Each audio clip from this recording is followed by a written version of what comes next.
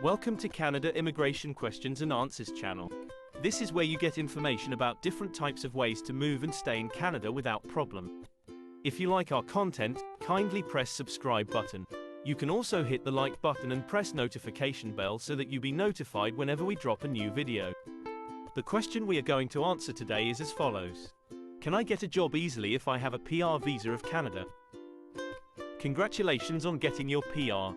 Getting a job, however, won't be as easy. You see, to get your PR, you had to fill a couple of forms, pay a bit of money, and let your past work experience and education do the rest. It's the Canadian government's black and white processes, and a little bit of luck, that got you the PR. Getting a job, however, doesn't depend on the government. Their job was to get you the PR. Their part is done. Now it's up to you to convince hiring managers of private companies to give you the job over everyone else applying for that same job, both PR holders and citizens. And there are two things you don't have that experienced citizens or long-term PR holders have. 1.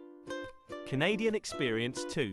Local Canadian network. This, however, doesn't mean that you're doomed to not getting a job in Canada.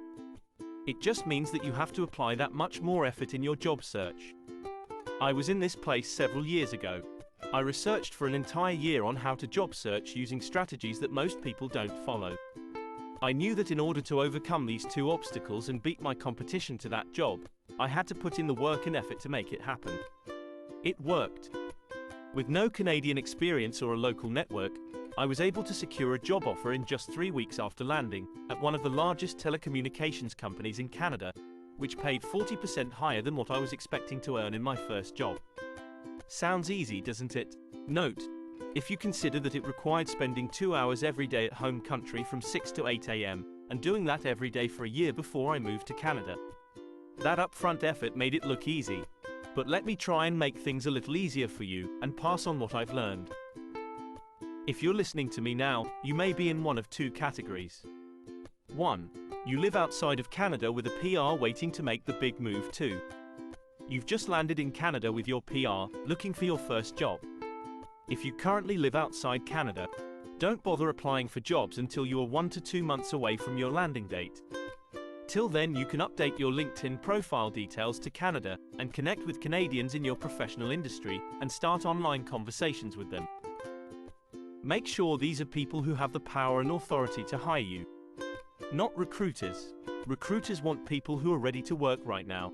Hiring managers, on the other hand, are aware of positions they will have coming up months in advance. Get on their radar and stay in constant contact with them. When you are 1 to 2 months away, you're ready to apply for jobs. First, get a virtual Canadian contact number. Google for services that provide these. I recently spoke to a newcomer to Canada who just arrived to help him with his job search. He said the moment he changed the contact info on his resume to a local number, he started getting calls. Then once you arrive, you can get a real number and update your resume. If you've just landed and looking for your first job, here are some job search tips that will be helpful to you. They certainly worked wonders for me in my job search. 1. Do not lead the reader to believe you are an immigrant. Many resumes I see have Canadian PR holder on it. They state international experience all over the globe, especially in Asia and Africa. Here's the reality. Hiring managers don't know or care about your personal immigration journey. They don't even know what PR means. I was reminded of this when I watched the news yesterday about how the PR renewal process is delayed because of COVID, and the reporter was actually explaining, a PR card is a little plastic card that new immigrants use to prove their residency in Canada. I found it pretty funny that it had to be spelled out like that. Yes, while it may eventually be revealed that you are an immigrant, you don't have to make it so obvious to the reader in your resume. And the international experience working on those countries won't mean anything to your Canadian hiring manager. I worked in the most exotic countries in Europe and Africa, which I learned would not mean squat to these guys over here. Here, you will only be dealing with Canadians. Experience in Canada trumps experience overseas. So avoid focusing on it. It may be a sense of pride to you, but I quickly learned that what I was proud of in my work experience didn't mean a thing. And that brings me to my second point. 2. Take away things from your resume.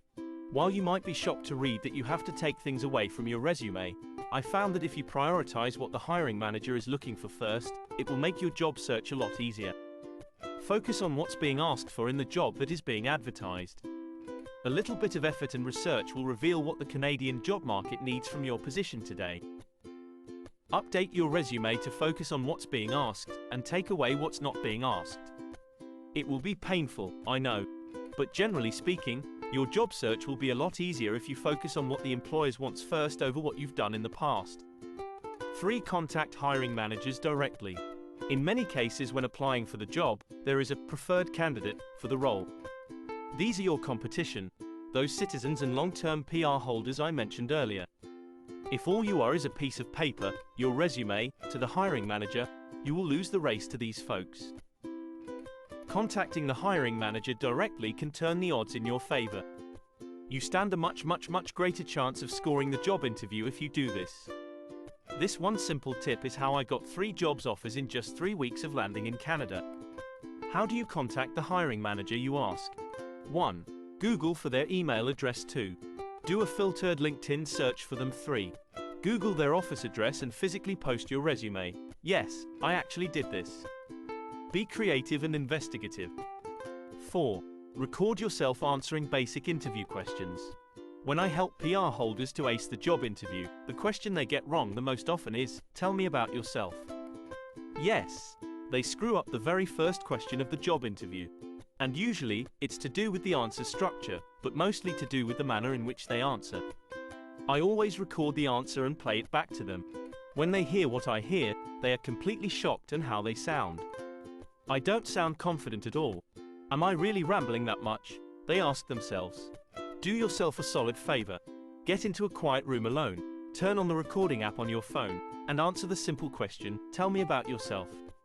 Tweak and practice that answer until it comes naturally to you, just the way you want it. When I was hiring for a role recently, the person who got the job did exactly this.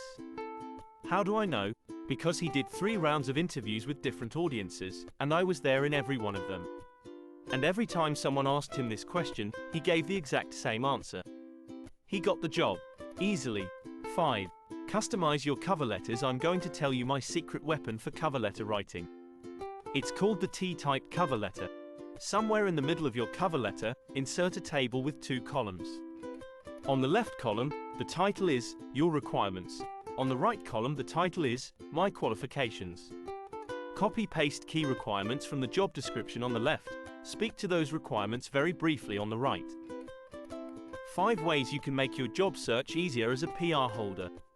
Even international students who are looking for PGWP jobs after graduation can make use of this method. It will work for them as well. Heck, even citizens can benefit from this. Good luck! We have come to the end of this episode of Canada Immigration Questions and Answers. If you have any question for us, kindly drop it at the comment section. We will answer your questions in our next video. You can also watch other videos that answer numerous questions about migration to Canada in this channel. Kindly like this video, subscribe to this channel and turn on the notification bell so that you will be notified whenever we drop a new video. Thank you so much.